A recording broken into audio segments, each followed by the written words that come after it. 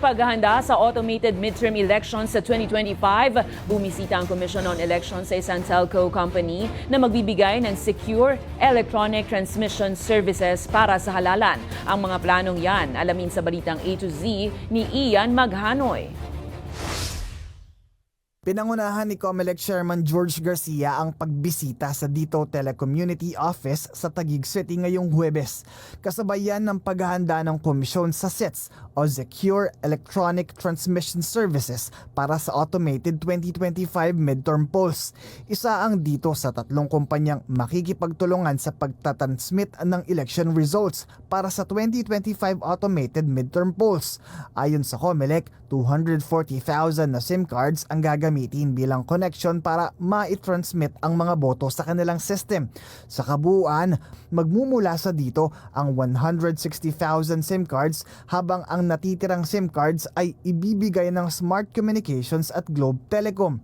May 110,000 naman na vote counting machines o VCMs. Laman ang tigi-isang SIM card. Kung ano yung malakas doon sa lugar na yon, mahirap kasi na naglalaban lang. Hindi naman po pwedeng dalawa ang transmission sa dalawang sisters, sa dalawang telcos. So kung dito ay alam mo dito ang area na to, yung lahat ng machines niyan will contain the SIM cards of dito. Tapos doon sa ibang area naman kung saan sila malakas, yung halimbawa Smart or Globe, doon naman po ang mga machines doon ay yun ang daladala na SIM cards. Pero sakaling magkaproblema sa signal, may 7,000 Starlink satellite internet devices ang nakaantabay para masigurong tuloy-tuloy ang transmission ng boto. Pero kahit na malakas sila, pero sa palagay natin baka biglang mag-fluctuate yung signal. Halimbawa, for any reason at all, mayroong naka-standby tayo na pwedeng mapadala kaagad na Starlink. Kasi at least pagka naka-Starlink, lalo na sa canvassing. Pero ang tanong,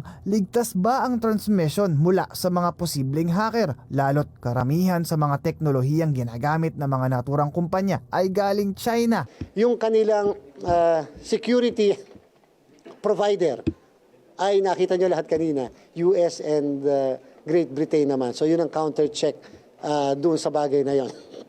Meaning, in order to ensure yung security ng lahat, especially yung mga transmission, ay hindi naman iisang company rin ang nag-supply sa kanila. Ayon sa dito, ilalagay muna ang election data sa private cloud na may matibay na security bago ito tuluyang ipadala sa COMELEC. Cloud is very secure because it's a private cloud on virtual private network dedicated dun sa activity ng COMELEC to transmit election returns. And that cloud is protected with security layers so that it cannot be penetrated by denial of service, DDoS attacks, and other cybersecurity. Habang papayagan naman ang poll monitoring organizations na mag-cross-check ng election results. One machine, one IP address, and therefore, hindi lang namin pwedeng ilabas po yung IP address before the election. Dapat po after the election natin na yan nilalabas upang ma-counter-check nila. Kasi makikita po sa logs kung yung bang IP address na yon ang nagpadala. Pinaghahandaan na rin ng COMELEC ang mga susunod na inspeksyon sa Smart Communications at Globe Telecom para sa kaparehong pagsusuri. Para sa Balitang A to Z, Ian Maghanoy.